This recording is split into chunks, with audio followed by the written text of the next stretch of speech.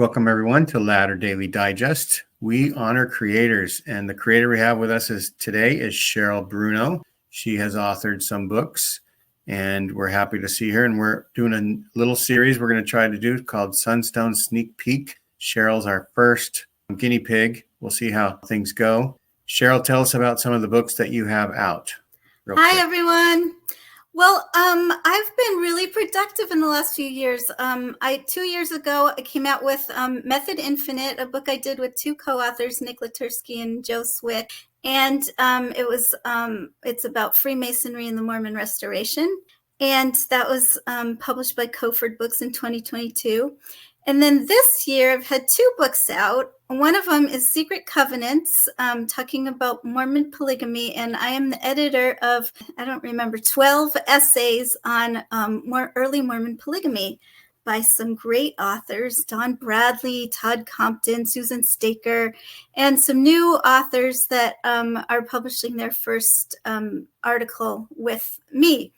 So that's been real popular, and that one came out a couple months ago. And my latest book that just came out is called Come Up Hither to Zion, about William Marks, a very important Mormon figure that probably is very little known by most Mormons, but he should be more well known. So that's why we wrote the biography about him. And at Sunstone, we'll be talking about William Marks a little bit more. Give us a little synopsis of William Marks and who he is and what callings he had. So William Marks was an early member of the church who became the stake president in Kirtland. And then he also became the stake president in Nauvoo. But he was also the president of the Nauvoo High Council, which was the main high council, the standing high council, whereas the apostles, the Council of the 12, was a traveling high council. And they were supposed to have jurisdiction over the church out in the mission field. And so they were, when Joseph Smith died, a lot of people thought that William Marks would be the natural successor to Joseph Smith. In fact, Emma herself thought that William Marks should be the next in line. So instead, Brigham Young became, as we know, the main successor, and then William Marks was kind of squeezed out of Nauvoo. So for the rest of his life, when he was the stake president in Kirtland, was he the very first stake president? No, he wasn't. He took over from, I can't remember because one of the other early names. Yeah. So, but he wasn't the first stake president in Nauvoo, or in Kirtland, but he was the first stake president and the only stake president in Nauvoo. Right. And that's where the most members were. It was just the largest part of the church. It was almost the center stake, right? Yeah, a very big deal. Does your book go into like his history before he became Mormon at all? Yes. And that is an interesting history too, because he was in the Presbyterian church and he was, pretty high up. Well, he wasn't high up, but very involved in his local congregation. And we have a little bit, we have a record that tells about what he did in that congregation. And it also tells about how upset they were when he started meeting with the Mormons and when he joined the Mormon church. The Sunstone presentation is going to be about a certain aspect of the book. Yes, we are going to talk about polygamy and William Marks, which I think is kind of explosive these days. I have gotten into a little bit of trouble myself for my involvement in this polygamy debate. There are all kinds of people debating whether or not Joseph Smith practiced polygamy. And I fall on the side of, I do believe that Joseph practiced and taught polygamy. But I think that a lot of the people who are on the other side who don't believe that he did practice polygamy have quite a bit of good information. And I think it needs to be engaged. And so I've been on the sides of let's engage these people. Let's talk about it. Let's not just dismiss them as crackpots, but let's talk about it a little bit more than what we're doing. And so let's be scholarly. Yeah. And other Mormon scholars and historians are not liking that I'm giving this side credibility. So, so polygamy is big now. And William Marks is right at the center because he's one of the main voices saying that Joseph Smith practiced polygamy. So I suppose one thing about the current focus on the other side, we'll say, is that Joseph Smith didn't practice polygamy.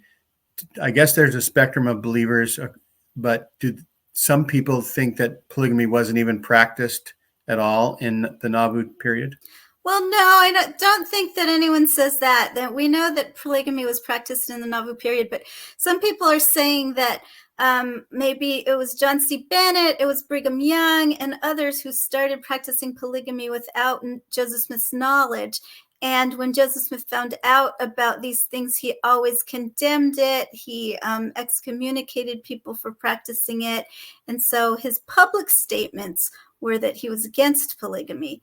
And so a lot of people feel that because his public statements are saying we don't practice it, that he didn't practice it himself.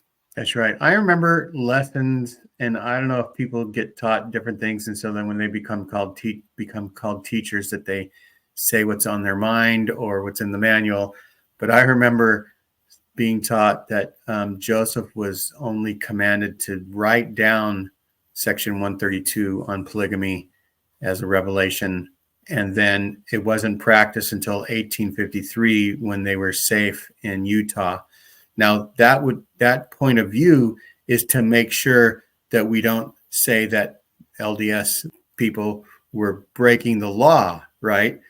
When they were in Utah, they were their own governors. Brigham Young was in charge, right? So and they weren't under the jurisdiction as a state or whatever. And probably they were just weren't even a territory when they first announced it. I don't remember the exact timeline. And that, Joseph Smith loved Emma so much that he just couldn't practice it, but he definitely got the revelation, and it wasn't practiced until 1853 or 1852, whenever it was, when it was announced publicly. So then I find out that Joseph F. Smith was actually, as an apostle, on a mission, whether it was an assignment from the apostles or on his own, to try to let everybody know the difference between what became the Community of Christ, which was known as the Organized Church, that Joseph Smith did practice it, so that Brigham Young wasn't the exclusive introducer of polygamy. And so he went around and got affidavits from wives of Joseph Smith. Do I have most of that correct? Well, I mean, that's one of the narratives. There are several different narratives about what happened. So that's the problem, is that we have just a small body of real evidence. And then there's several different narratives that you can make out of this evidence. And yes, that's one of the narratives. And that's right. I guess there are others. A condition of a secret practice is there's no records. Right, exactly.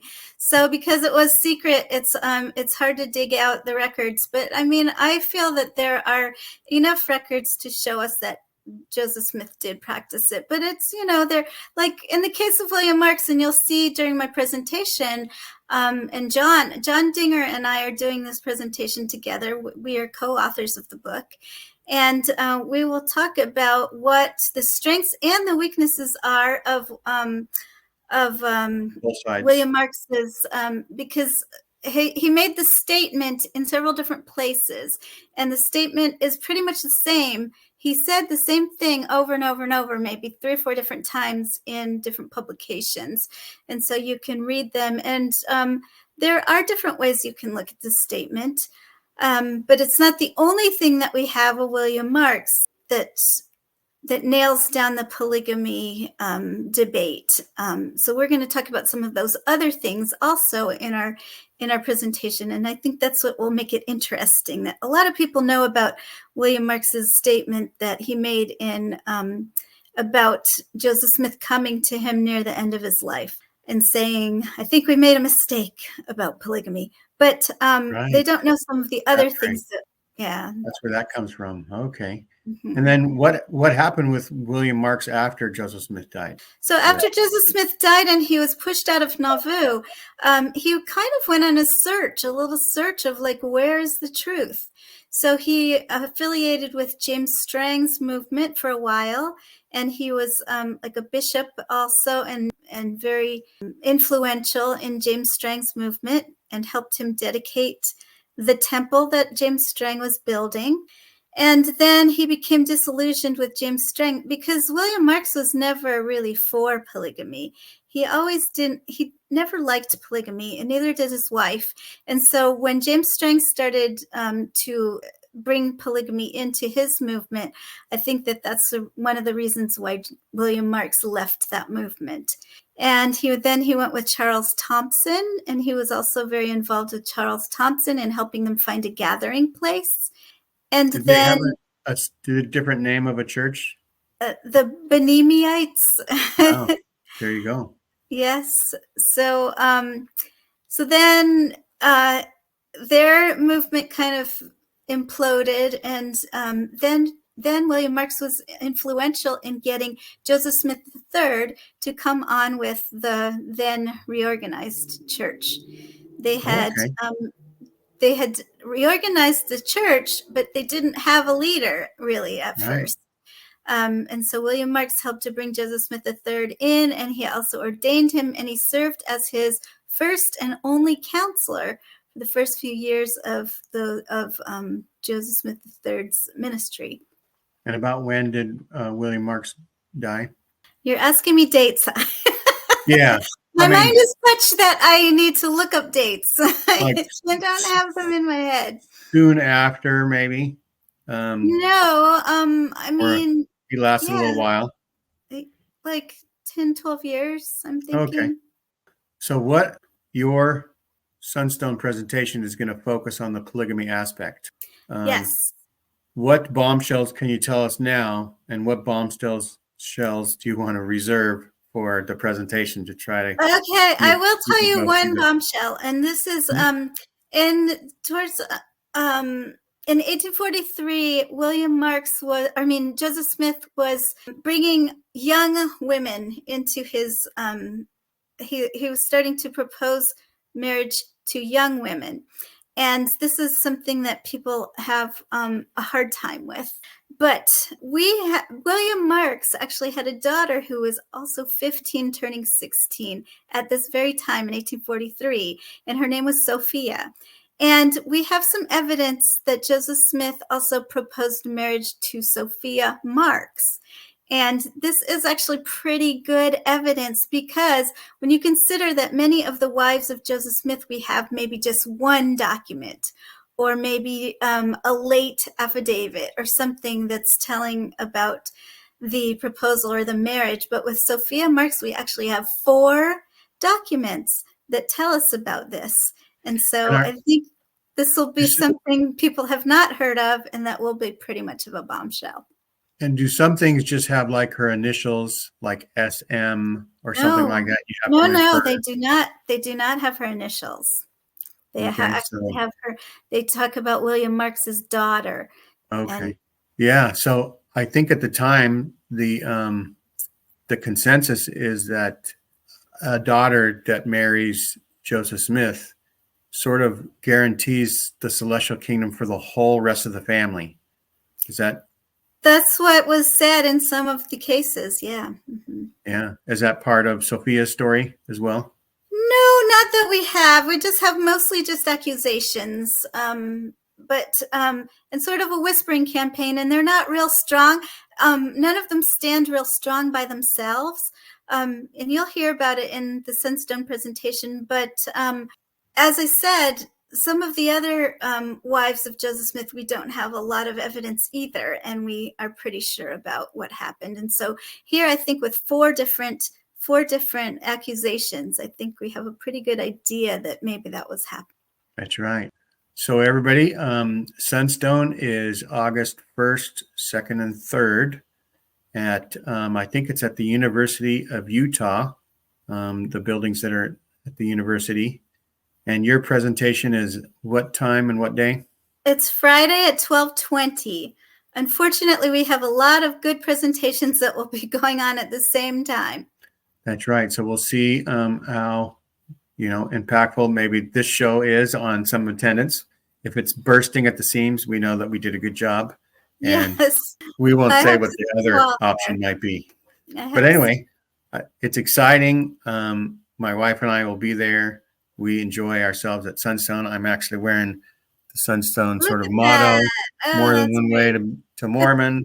And I'm excited. I didn't go to Sunstone until I was 63 years old. This will be my third Sunstone in a row, and it's been a real event to go to. It's fun to meet people. It's almost more fun to see all the people in all the different shades. More than one way to Mormon. It definitely manifest. It's great. You could say hi to somebody and in a few minutes find out they're a polygamist. Yes, or they don't believe in Joseph Smith's polygamy. Or they don't believe. Really all shades of Mormonism, and it's so much fun to gather together and meet together in the spirit of camaraderie and scholarship. That's right. Everybody is friendly. That's the one thing that I've noticed.